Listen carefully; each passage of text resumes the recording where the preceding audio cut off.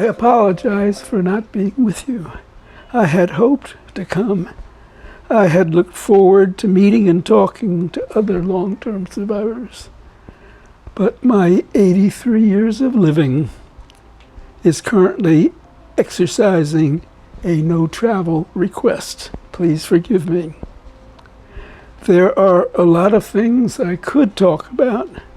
I've rarely been at a loss for words. But what I'd like to talk to you about today is a few things I've learned since I came out in 1950-something. The most important thing I've learned is how much I love being gay. I love gay people.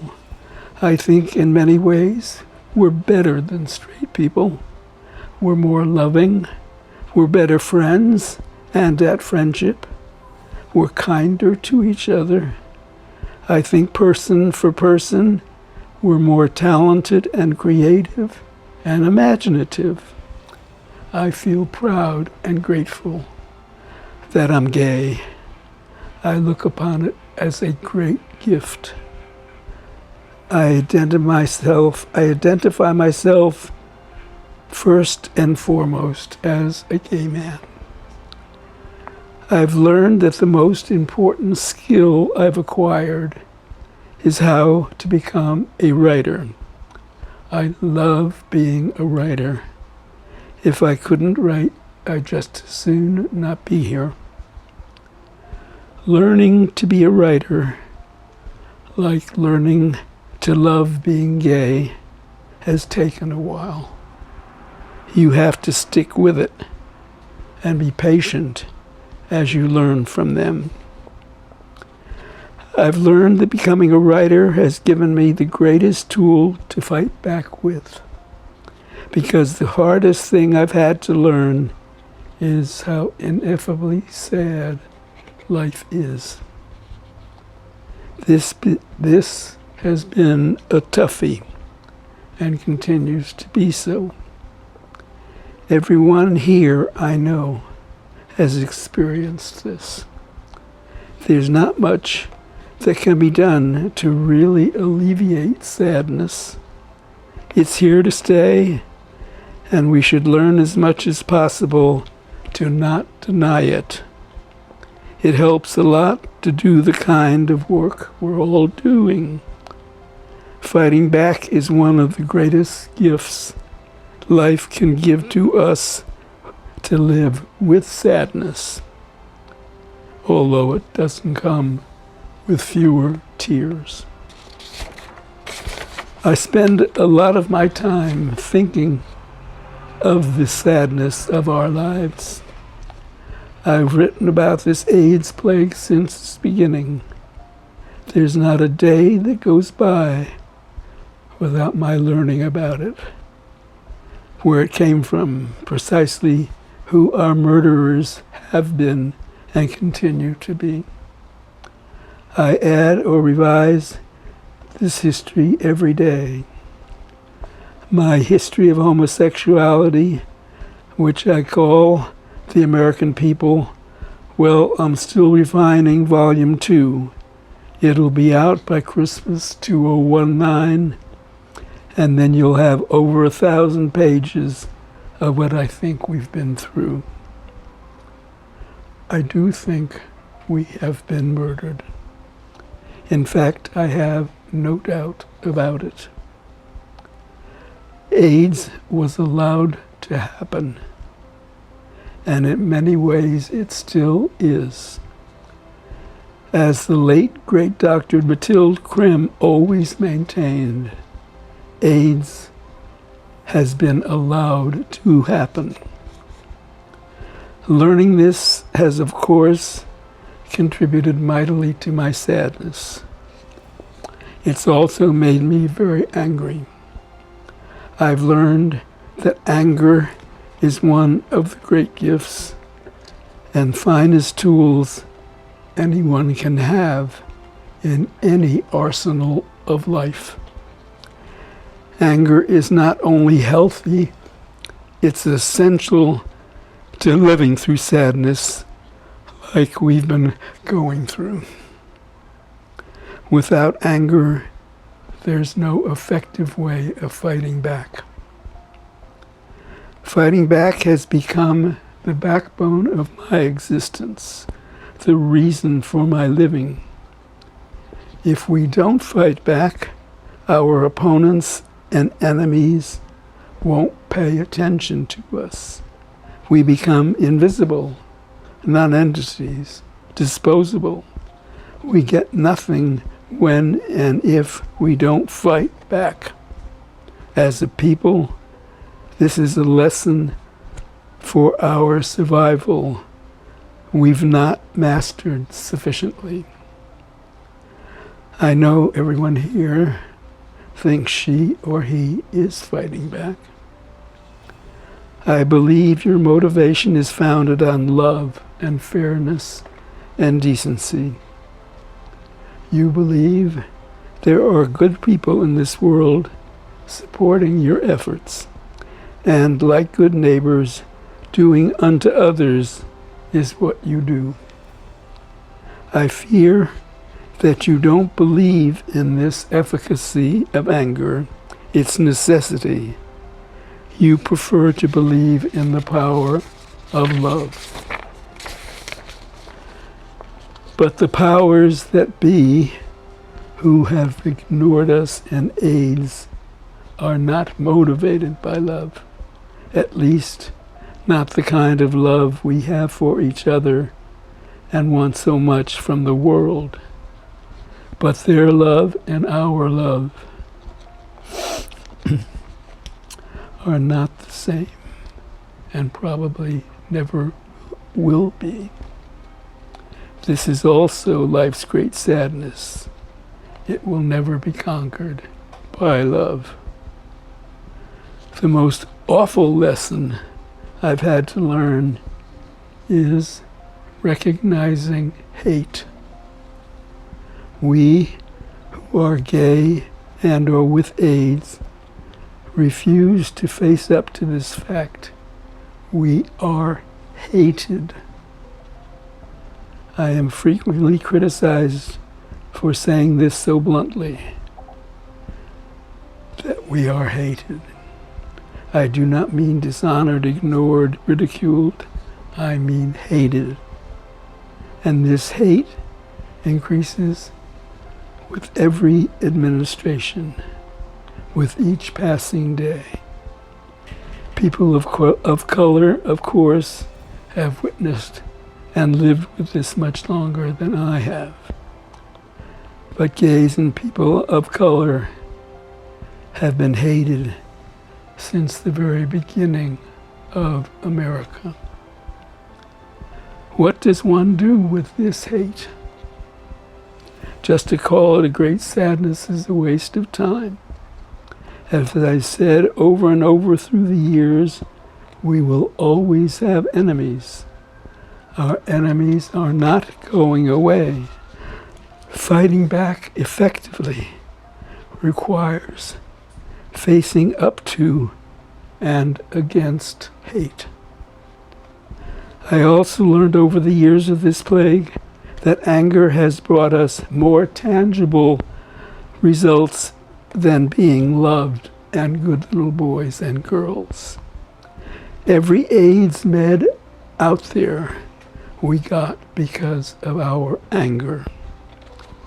But it took us too long to get angry enough to fight back for these drugs. With such success, why did we stop being angry? Why did we stop fighting back? Many of you think that we did and do fight back. Just staying alive was indeed fighting back. But we got the antivirals and we stopped fighting back and turned our energy, as you have, into helping each other with love.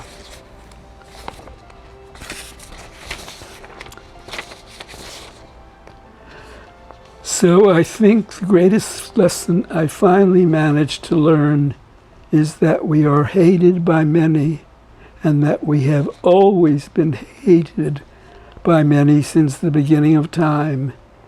And the best way of dealing with this is not by loving them back, but by fighting them back. This in no way implies that nothing has changed, but rather that hateful attitudes and ideas are durable and tenacious facts of our national life and always will be a part of our legacy. Of course, it is hate that has allowed AIDS to happen.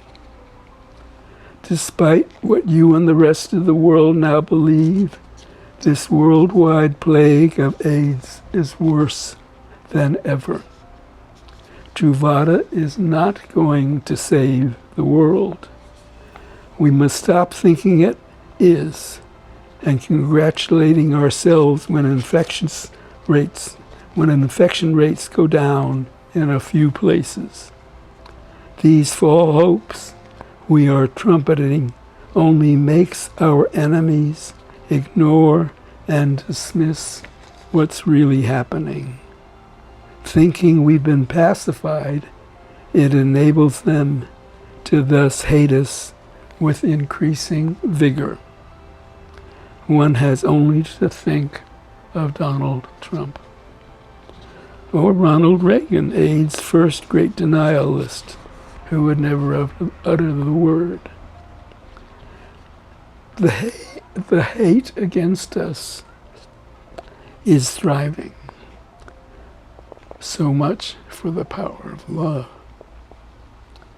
We must not turn the other cheek. We must fight fire with fire. Who are our enemies specifically? And what are they still doing? I have learned that the two biggest enemies today are the same as they were from 1981 on: the National Institutes of Health and the pharmaceutical industry. The National Institutes of Health is chartered to look after the health of the American people, all the American people. Through its division of infectious diseases under Dr. Anthony Fauci, we are far from being attended to with the dispatch that a contagious virus galloping through the world's population demands. Dr. Fauci is a self-serving bureaucrat who for almost 40 years has been serving too many masters who care little for us. If this were a white heterosexual disease, I guarantee it would have long since been corralled and eliminated. I long ago stopped believing the bullshit excuse that ours is a very complicated virus. We have fought Dr. Fauci from the beginning. We tried to love him for a while. He treats us as if we are his friends, just as he doesn't treat us as if we were his dying gay responsibility. It is ironic, after many years of his dumping on us, he's just discovered one of his own daughters is gay. Would that she had been there from the beginning. Despite what he and a few of our blind brothers continue to maintain, the pace of research toward a vaccine and a cure is still in the toilet. In almost 40 years, Dr. Fauci has been unable effectively to use the many hundreds of millions of dollars Congress finally allotted him. He has proved to be a terrible leader, uncreative and without imagination, a dreadful administrator, a manipulative bullshitter talking out of too many sides of his mouth. His failure has led to the murder of too many people. Too many of my activist friends have worshipped too long at the feet of the wrong savior. Too many of my friends are dead because of him.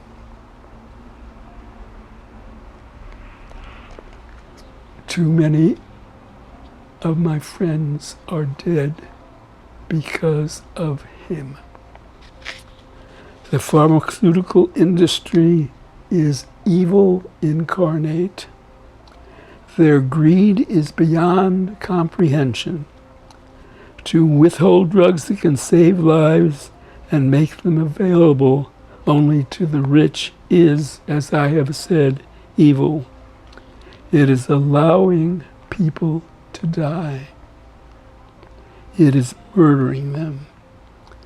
That America has allowed such behavior makes a farce of God and Christianity and democracy. I cite specifically our own experience with Truvada and its distributor, Gilead Pharmaceuticals. Gilead did not finance Truvada by itself. It was also financed by the American taxpayer via grants to the NIH, with which Gilead shares the patent. Dr. Fauci is the official NIH mouthpiece that announced to the American people that anyone with HIV should take Truvada. He then provided no help or information on how we can pay for his recommendation. Our drug that will save some money, and we have paid for it. As co-owner of the patent, Fauci can formally, legally demand that Gilead provide Truvada for free, or at least allow a cheap generic to be made and available. At the same time, Gilead is fucking us over with Truvada. They are doing the same with a number of other AIDS drugs and hepatitis meds that they are controlling. They have made many billions of dollars claiming they are saving us. A drug that costs peanuts to manufacture is dumped on each of us for tens of thousands of dollars. They are all too expensive for most patients to afford. How unchristian, how undemocratic, how selfish can you be? How does Gilead get away with it? We are all helping them to do it. They pour millions of dollars into organizations like this one to keep us quiet. By taking their money, they are enslaving us while they continue to rob us blind. Why, they are even a sponsor of the new wonderful gay series Pose, using their commercial time to show the world what wonderful things they are doing. Gilead is financing your conference. At first, I refused Paul Kawada's offer to speak here because of this.